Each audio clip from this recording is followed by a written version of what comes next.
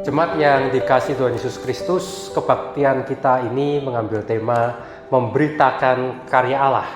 Dan seperti yang sudah kita baca dari Injil Yohanes pasal 9 ayat 1 sampai dengan 7. Maka kita hari ini akan merenungkan kembali karya Allah yang semacam apa yang sedang terjadi dalam kehidupan kita saat ini. Terkhusus ketika kita melihat situasi di sekitar kita yang mungkin bagi banyak orang mengkhawatirkan atau tidak kondusif bagi kita. Nah saudara, kalau kita mencermati berita-berita yang ada di sekitar kita, kita melihat bahwa ternyata kehidupan di sekitar kita saat ini bergerak begitu cepat. Kalau kita ingat mungkin bulan Januari atau Februari, ketika virus corona atau COVID-19 itu mulai ada di Wuhan, Cina, kita merasa bahwa itu masih jauh. Bahkan ketika masuk ke Asia Tenggara dan Indonesia belum ada, kita merasa masih aman. Tetapi bagaimana ketika Presiden Jokowi mengumumkan pertama kali ada 2 orang WNI yang positif mengidap virus corona? Mulai masyarakat bertanya-tanya. Bagi kita yang ada di Jawa Timur, kita mungkin masih merasa aman karena itu masih berada di luar Jawa Timur. Tapi kalau kita mengikuti berita dari hari ke hari, maka kita merasakan ada suatu nuansa yang berbeda. Dan semakin hari mungkin kita juga bertanya, apa yang sedang terjadi dalam kehidupan kita sekarang. Nah saudara, dalam bacaan kita hari ini, kita pun juga membaca bahwa Yesus berjumpa dengan seorang yang dikatakan buta sejak lahir. Buta sejak lahir berarti orang-orang pada waktu itu dan juga termasuk si buta, dia tidak mengetahui mengapa kebutaan itu terjadi.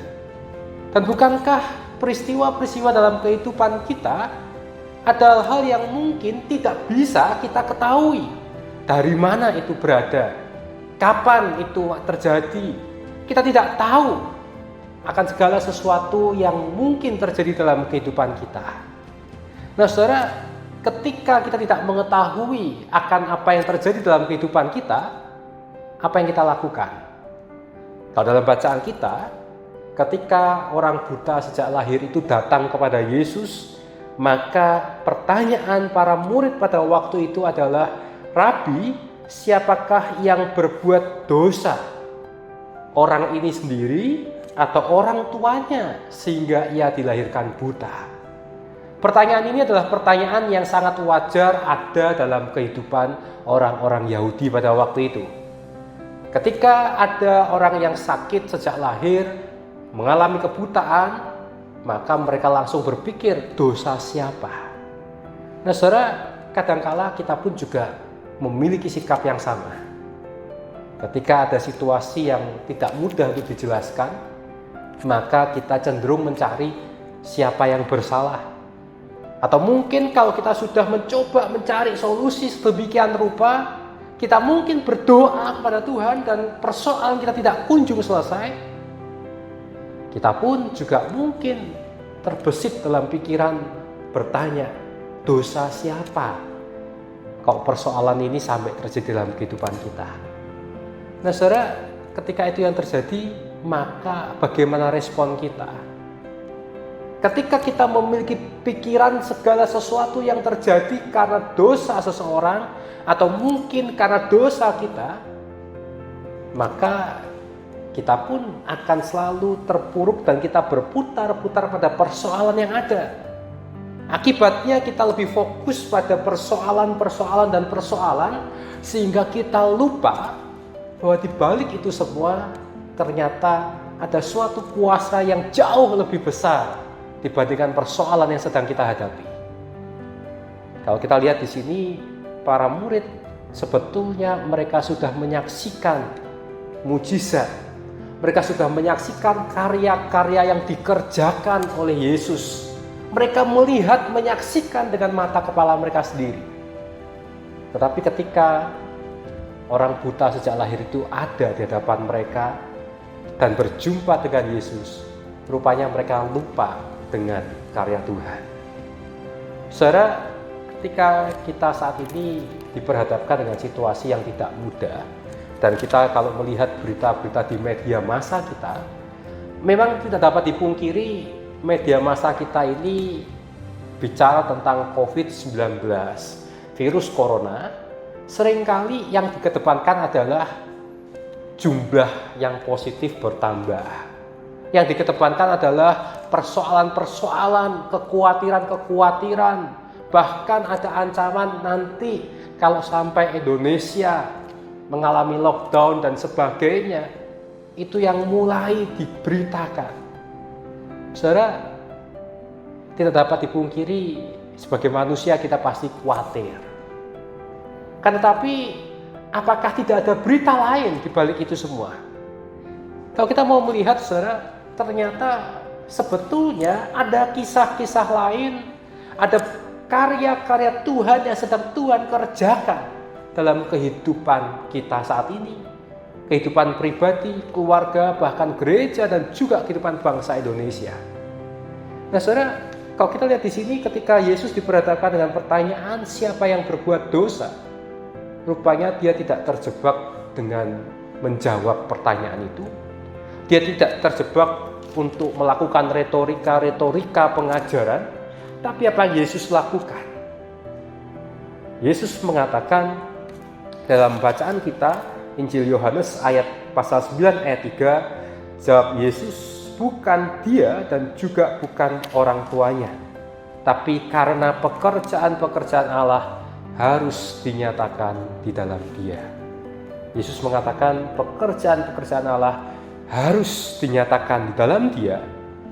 Lalu selanjutnya dia juga mengatakan kita harus mengerjakan pekerjaan dia yang mengutus aku, yang mengutus Yesus, selama masih siang. Akan datang malam di mana tidak ada seorang pun yang dapat bekerja. Saudara, Yesus ingin mengatakan kepada kita bahwa ketika ada persoalan, mari kita tidak berfokus pada persoalannya.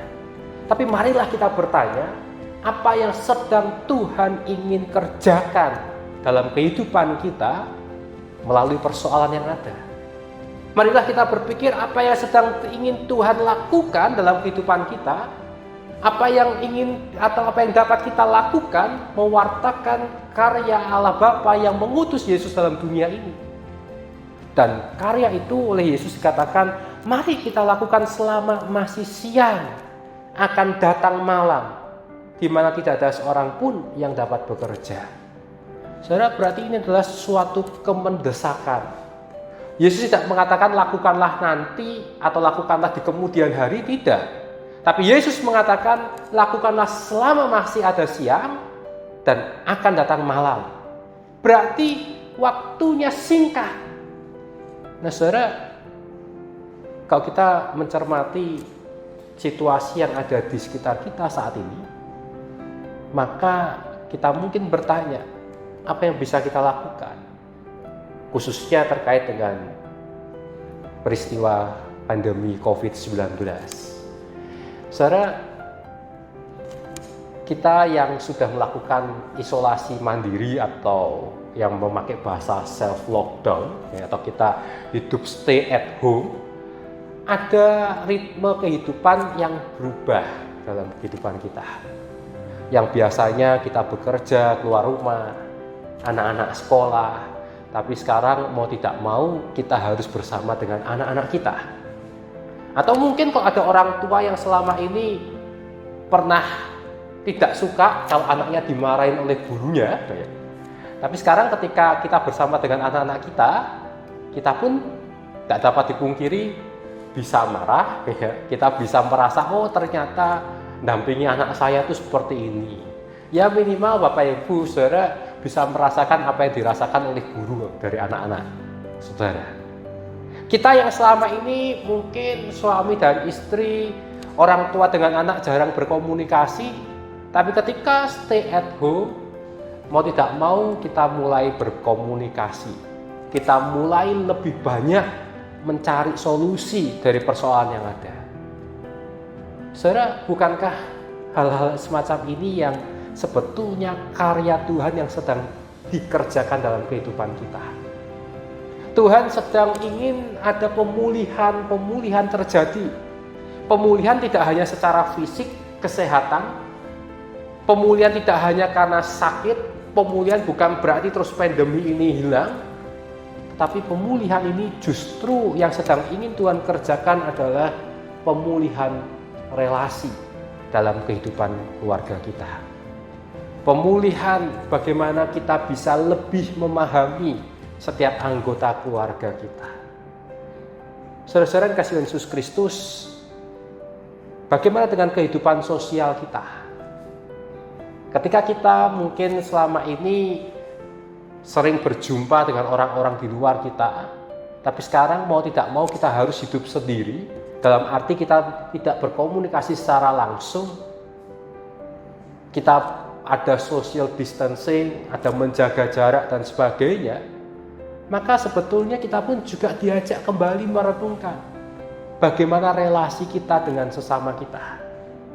Jangan-jangan selama ini relasi kita adalah relasi yang hanya saling mencari untung, relasi yang saling memanfaatkan. Ketika kita tidak berjumpa, sebetulnya kita pun juga sedang diajak untuk merenungkan kembali relasi semacam apa yang selama ini terjadi dengan sesama kita. Nah, saudara-saudara, sebagai gereja, ketika kita sebagai GKI memutuskan untuk melakukan ibadah di rumah, ini bukan sebuah persoalan yang mudah, bukan sebuah persoalan yang langsung mudah dilakukan. Bahkan ketika sinode mengambil keputusan memberikan surat penggembalaan, ada beberapa gereja yang membutuhkan waktu yang lama dan tidak hanya sekali dalam persidangan majelis jemaat. Ini menunjukkan bahwa sebuah keputusan yang tidak mudah sebagai gereja. Tapi di sini kita diajak untuk mengingat kembali bahwa gereja, kita semua dipanggil bukan hanya berkaitan dengan keselamatan personal kita, tapi kita juga dipanggil untuk punya tanggung jawab sosial. Kita dipanggil untuk juga menyatakan, menghadirkan damai sejahtera Allah di bumi ini. Saudara-saudara kasih Yesus Kristus, kalau kita mau membaca bacaan kita ini secara lengkap, maka Yesus mengatakan kepada si buta itu, basuhlah dirimu di kolam Siloam. Siloam yang dikatakan yang diutus. Mungkin kita bertanya, kenapa kok Yesus tidak hanya menyembuhkan di situ saja? Kenapa kok si buta itu disuruh untuk membasuh diri, membasuh matanya di kolam Siloam? Tidak lain tidak bukan supaya orang-orang itu juga melihat pemulihan yang terjadi dalam diri si buta itu. Dan kita lihat ketika orang buta itu sembuh, ternyata orang-orang Farisi pun mereka tidak langsung mudah menerimanya. Mereka menggugat karena Yesus menyembuhkan di hari Sabat. Tetapi ketika terjadi perdebatan sedemikian rupa, si buta hanya mengatakan, aku tidak tahu dari mana Yesus berasal. Dalam arti dia tidak mempersoalkan dari mana Yesus itu ada. Tapi yang dia katakan, yang terpenting dia mengalami kehadiran Yesus. Dia tidak terjebak pada perdebatan orang Farisi tentang legalitas kuasa Yesus, tapi dia mengedepankan pengalaman pribadi, pemulihan yang dia alami bersama dengan Yesus. Nah, saudara, kalau kita melihat situasi kita bagaikan si buta, maka kita pun juga akan kembali melihat sebetulnya karya Tuhan itu sudah begitu banyak dalam kehidupan kita. Karya Tuhan janganlah sampai kita lupakan ketika kita diperhadapkan dengan situasi yang ada saat ini. Tetapi karya Tuhan haruslah kita ceritakan. Karya Tuhan haruslah kita sampaikan. Kita tidak perlu memperdebatkan apa yang sedang Tuhan kerjakan atau apa yang ingin Tuhan lakukan dalam kehidupan kita saat ini. Tapi marilah kita kembali mengingat kebaikan-kebaikan Tuhan. Karya-karya Tuhan yang sudah dilakukan dalam kehidupan kita.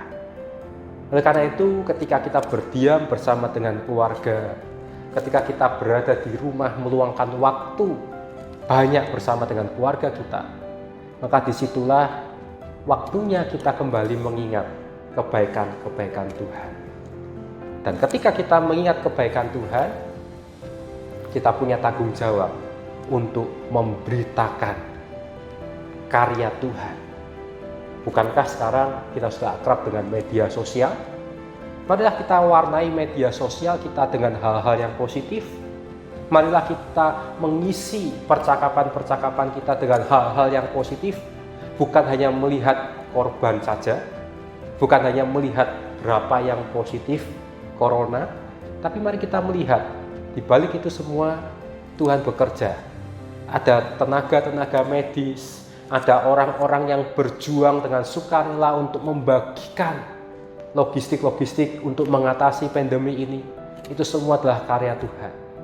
Mari kita berpikir apa yang bisa kita lakukan, kita ceritakan karya Tuhan. Jangan berfokus pada persoalan, jangan berdebat pada salah siapa, dosa siapa, bukan itu. Tapi kembalilah, ceritakan kebaikan Tuhan. Pekerjaan-pekerjaan Allah harus dinyatakan ketika masih siang dan akan datang malam. Tuhan memampukan kita. Amin.